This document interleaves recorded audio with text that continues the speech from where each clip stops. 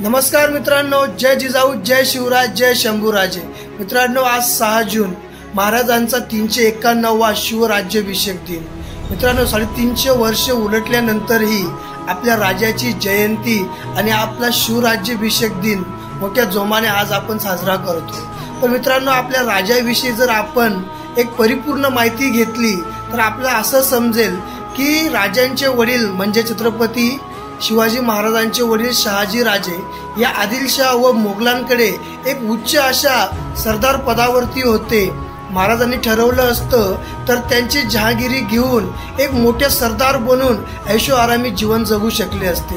पण या गोरगरीब जनतेसाठी 12 बलुतेदार 18 पगड जातीच्या संरक्षणासाठी, शेतकऱ्यांच्या कष्टकऱ्यांच्या आनंदासाठी राजांनी आपलं आयुष्य पणाला लावलं।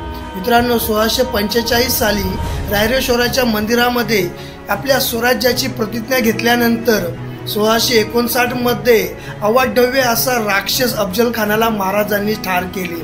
1663 मध्ये लाल महालामध्ये घुसून अगदी औरंगजेबाच्या मामा शाहिस्ते खानाला धडा शिकवला। तेव्हा ठरवलं असतं तर महाराज राजा बनू शकले असते। पण मित्रांनो, लक्षात घ्या, महाराजांनी अतिशय अनेक कष्ट केले, अनेक पद्धतीने लढाया जिंकल्या आणि 1674 मध्ये महाराजांनी स्वतःचा शिवराज्याभिषेक केला। मित्रांनो, शिवराज्याभिषेक केल्यानंतर अवघ्या 6 वर्षामध्ये महाराजांचं निधन झालं।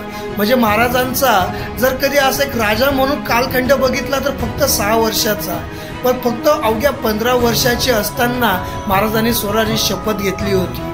म्हणजे आजकाल आपण बघतो की आमदार खासदार झाल्यानंतर आपली लायकी आहे की नाही हे सुद्धा न बघता अतिशय कमी वयाच्या किंवा कोणालाही अनुभव नसताना अगदी पैशाच्या जोरावरती हे माणसं समाजाचं प्रतिनिधित्व करतात। पुढे यांना समाजासाठी काही करता येईल की नाही याची जाणीवही नसते।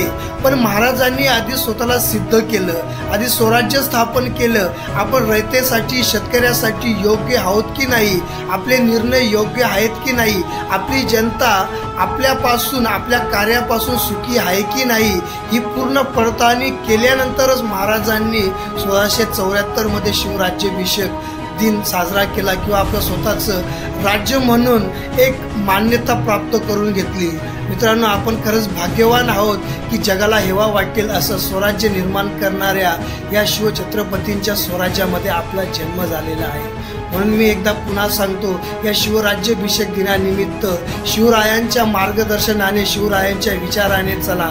समाजामध्ये या राजकारण्यांच्या द्वेषामध्ये न अटकता आपण महाराजांनी जसं स्वराज्य स्थापन केलं त्या नीतीवरती आपण समाजामध्ये चाललो तर पुन्हा एकदा समाजाचा विकास नक्कीच होईल। जय शिवराय।